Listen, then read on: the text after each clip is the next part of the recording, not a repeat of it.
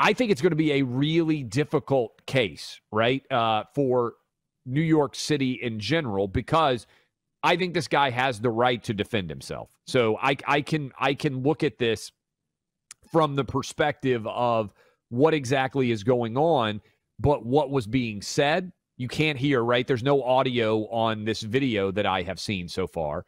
That certainly goes a long way towards implicating self-defense, because if the guy's saying, hey, I'm going to kill you because of how you treated my girlfriend, that certainly plays in here as well. The age, the size, the positioning.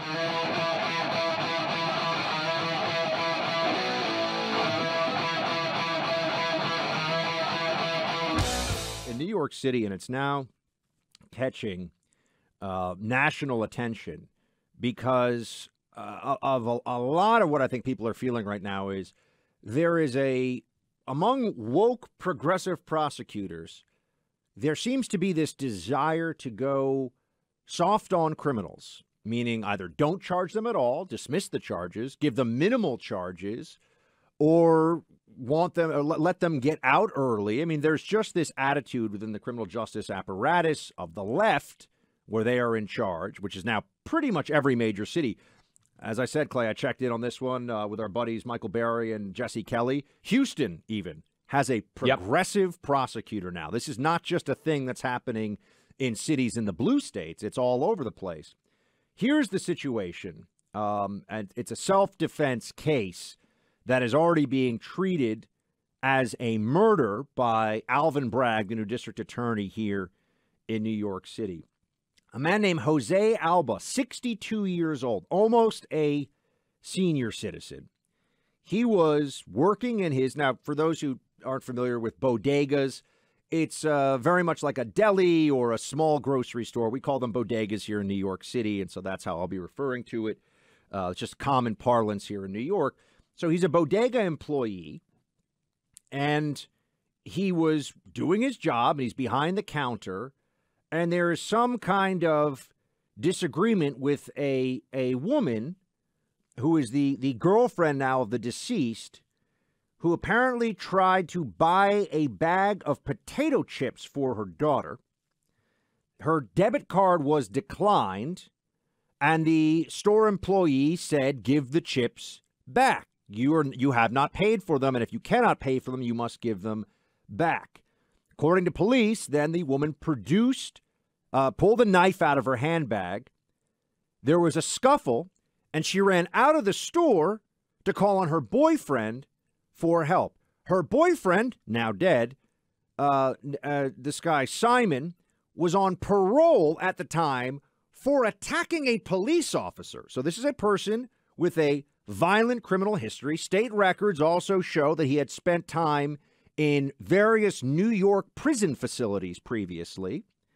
So, Clay, this is all on video. We're putting the video up at clayandbuck.com so people can see it themselves. You should see this video. This individual, remember, this guy's an employee, Jose Alba, okay? He's been working there for decades. Apparently a very well-respected and liked member of his community. No criminal record, never had a problem of any kind. And this guy Simon goes in and assaults him. It's all on video. Shoves him into the stack, gets physical with him. Alba tries to go, remember, this is behind the employee desk. Alba tries to go around him, and then Austin Simon, 37-year-old ex-con, attacks him again. And Jose Alba pulls out a knife and stabs twice, defends himself. Simon dies. Clay, Jose Alba, the employee here, is facing second-degree murder charges right now and being held in Rikers Island Correctional Facility.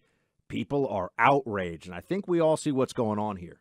It's going to be a big story to the extent that it's not already. A couple of other details. Bail, $250,000, which is a really, not surprisingly, high Originally, number. It was $500,000. They lowered it. Yeah. And maybe they've increased it since then. I'm reading from the Daily Mail. And this is also important, I think, Buck. Family launched a GoFundMe. I'm sorry, they asked the judge for $500,000. Pardon me. And then it was set at $250,000. Go ahead. Family launched a GoFundMe to try to raise money so they could bail him out.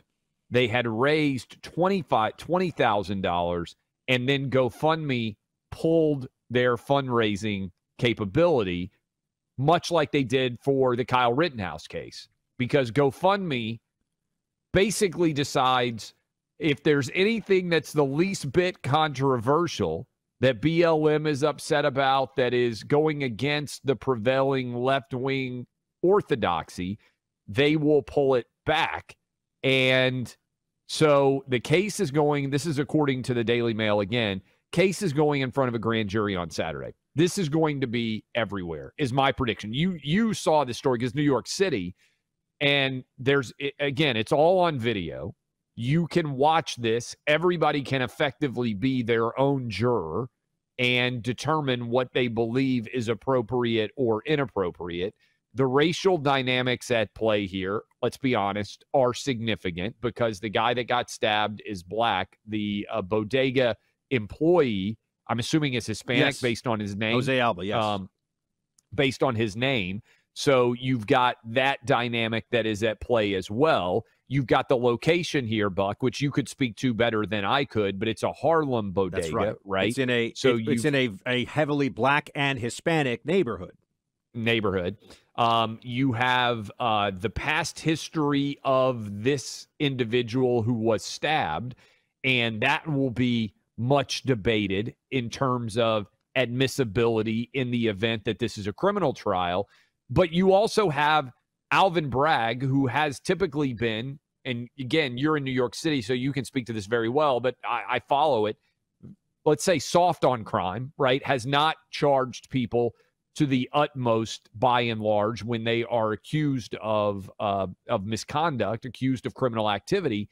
And here, the book's getting thrown at this guy. Now, I think it's going to be a really difficult case, right, for New York City in general, because I think this guy has the right to defend himself. So I can look at this from the perspective of what exactly is going on, but what was being said, you can't hear, right? There's no audio on this video that I have seen so far.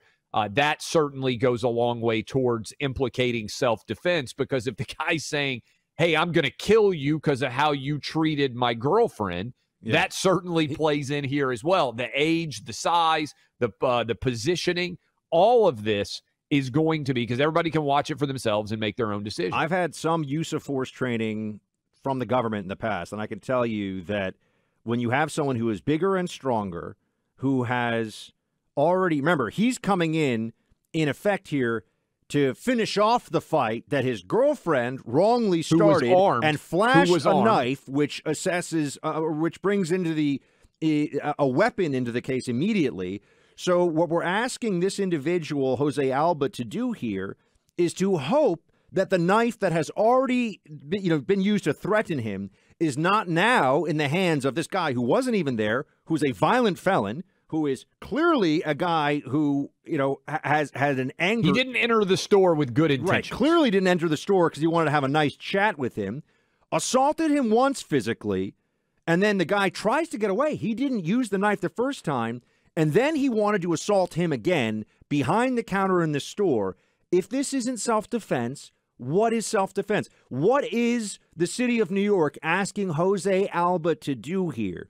Is it to wait until you get stabbed and then you're allowed to defend yourself? Is it to wait until you're already bleeding out and about to die and then maybe you can use lethal force? I mean, I see this instance and, you come away from this thinking Democrats really only want to throw the book, it seems, when it comes to use of force at people who are defending themselves in some of these cases. The Kyle Rittenhouse thing, for example. Kyle Rittenhouse was on video defending himself, charged him with murder. In this case, this is clear video, charging him with second-degree murder, not even manslaughter, second-degree murder. It is outrageous, but, the attitude of the Democrats now, Clay, is you got to let people go in your store, steal your stuff, and rough you up. That's the way we have to live. Politics. Let's be honest here. It's identity politics. Yeah. And so you have got to me, GoFundMe taking down his ability to raise money to defend himself. We have not spent, and I mean as a society, enough time talking about the powers of big tech to determine, this is me being a lawyer here, right? Why should everyone who wants to donate money to a legal defense fund for this individual not be able to do so? Why should GoFundMe, which allows legal defense money to be raised in left-wing cases all the time, not have gotten more criticism for the Kyle Rittenhouse case? And when you're talking about a $250,000 bail, why should this family not be entitled to try to raise money using the GoFundMe platform as well? And for people who listen to this show regularly, you know that I have donated to the Criminal Defense Fund of the January 6th prisoners. We've got people who are still in solitary confinement who have not been able to have justice in that case over 18 months after they were allegedly committing a crime. Regardless of what your politics are, we have really, and this is the ACLU, this is the legal defense community in general. Remember, Buck, John Adams defended the British soldiers who were accused of committing the Boston Massacre. Not because he agreed with their behavior, but because the responsibility of a lawyer is to provide zealous defense for his client. So how can you not allow that client to be hired? The left does not believe that the enemies of social justice deserve a legal defense. That's right. That's right. The bottom line. That is the truth. It is the truth of now of the ACLU. It is the truth of the Democrat Party. It is the truth of prosecutors as well in cities like New York. You see an instance like this, and you say to yourself, this all ties in to what we saw for a while. If you remember, in San Francisco, there started to be these news editorials. Don't call the police when someone's robbing your house. That might incur violence against a person of color who is committing a nonviolent crime. Those were real editorials, folks. I'm not making this up. That was a sentiment. The social justice left tells people don't tackle anybody who's or physically block anyone who's engaging in grand theft larceny from your store. Let them take it. It's just property. Why would you use violence, and in this case, violence disproportionately that may target communities of color? This is the thinking of the left. They say it out loud. And so when you get a prosecutor like this, it's just let him steal the bag of potato chips. It's almost like he started it by not letting, in the mind of Alvin Bragg, you started it by not letting someone steal from you quietly. Well, and I would say, too, Bucket, the self-defense is about the mind of the self-defender. In other words, what threats did they perceive? How do you not allow in your mind the rise of violence in New York City to not also go into the level of fear that you feel when there are random acts of violence and crimes skyrocketing all over your city, probably your neighborhood as well, when you are working in that shop? All of that is part of the decision that you are making when in that spur of the moment you act. And again, that video is out there. A lot of you, I had not seen this until you shared it with me, Buck, when we sat down to start the show today. I think this is going to become a major, major story before all is said and done because of the identities involved, because there's a video and everybody can sit down and be their own juror. And it's close video. In terms of analyzing it. There's no, but it cuts here or there that you can't see what's going on. You see everything. It's New York City where the media covers things, as you well know, more aggressively than they do in other parts of the country. You've got the Alvin Bragg angle. You've got GoFundMe pulling the ability for this guy to raise defense funds. This is going to be a really big story. And if you haven't seen it, I'd encourage you to go check it out at clayandbuck.com and make sure you don't miss anything there.